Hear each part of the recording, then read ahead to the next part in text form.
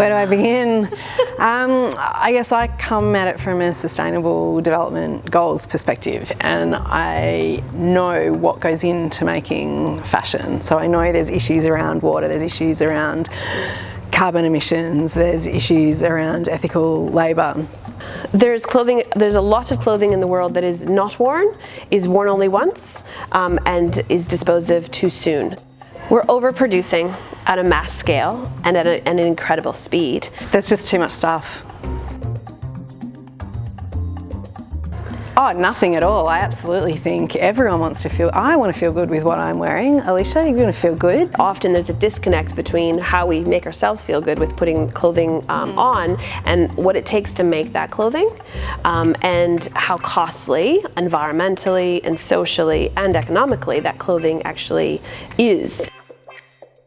So there's costs of the earth, the water consumption, the energy, the manufacturing. Correct. And by the time you pile all of that in, if you wear that t-shirt then for only 1 or 2 wears and then go, actually I've had enough of that t-shirt now, I'll go and buy another one.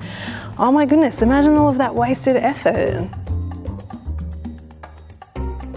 We don't want to stop shopping, but we want people to think about what they're consuming and choose really well. I think the key here is to become more of a conscious consumer.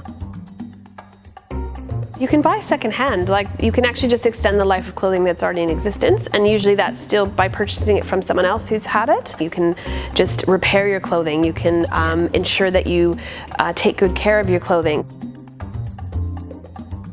What is interesting about working at MSDI is seeing the talent and research expertise we have in the water sector, in the carbon emissions and net zero target sector, and in the guiding framework of the SDGs. Sustainable Development Goal number 12 is a big favourite of mine, so that's all to do with responsible consumption and production. I think instead of being overwhelmed by the complexity, there is just a good way to start, and then continue to look for future systems where you're not taking away opportunities, you're providing opportunities in a more sustainable fashion. The time is ripe to actually look at, well, how does textiles fit in this whole concept of changing the way our economy is structured to a circular economy in every aspect. The opportunities could actually be amazing, and we just haven't envisaged that yet.